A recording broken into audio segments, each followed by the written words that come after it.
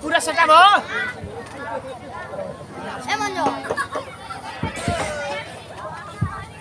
बाबूजी बाबूजी ली खाना खा ली 12 बजे वाला बा।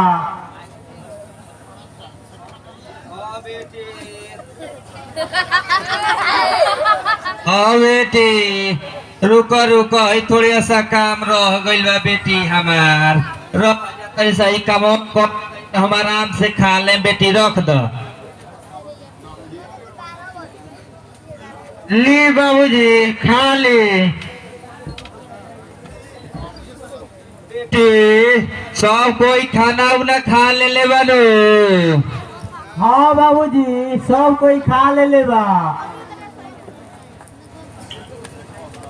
अच्छा बेटी लक्ष्मी तू जा घरे हम आराम से बैठ के खाना उना काम रख बाकी कह के आराम से हम बैठ के खा ले तनी जा।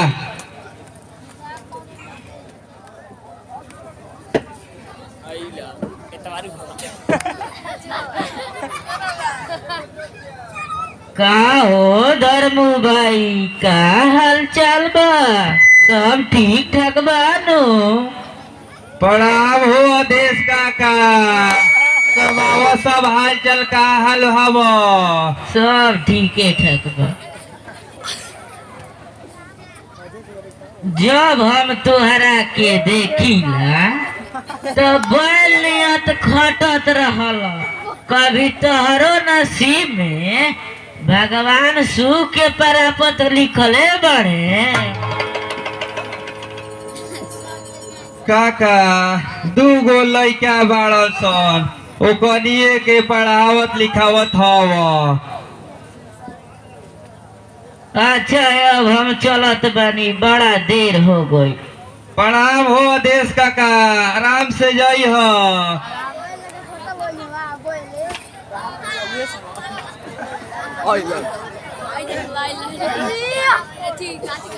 का हो धर्मू चाचा घरे ना गइल ह का? ना बाबू हमार अब जाते बानी हई थोड़े सा काम रह गइल हव अब कोड़े के थोड़े सा बाकी रह गइल बा अब जाते बानी। काका जब जाते बड़ो तो खिली खैनियो खिया दो ना। अच्छा ई बताओ सर तोहनी के लाज शरम बा कि ना रे हई बाप दाखिल आदमी से खैनी मांगो तड़ा सर आए तोहनी के बाबू भाई ये सिस्टर सर सिखैले बड़े। का चाचा तू हो खिसियाइए गइल हमनी के त मजाक कनी हो जा का रे बखोरना। तो खिसियाई न त का करी आए तोहनी के लाज शरम तो निकल लगत रे।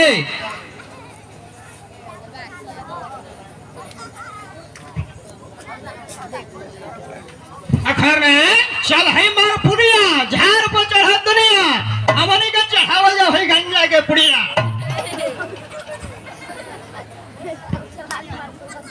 आउ देख रे बखोरना आउ नीलवा सुनीलवा पोह के आवतल सो।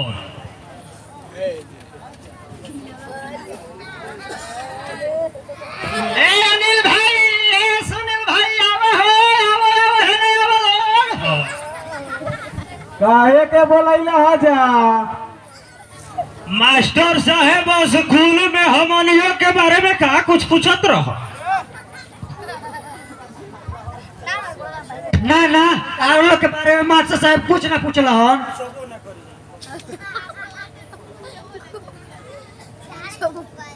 अरे वाला भाई तू फुकी मारला एक के बार स्वर्ग में चले जाईबा।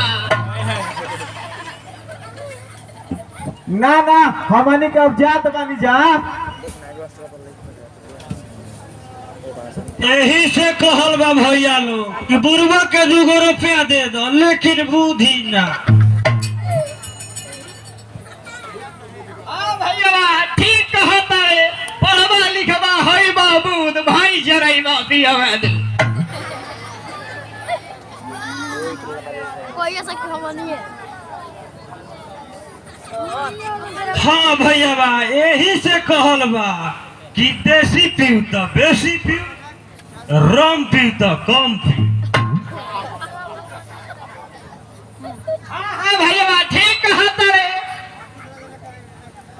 पान खा तो जरदा हई मोछ वाला मरदा अच्छा खिज परदा।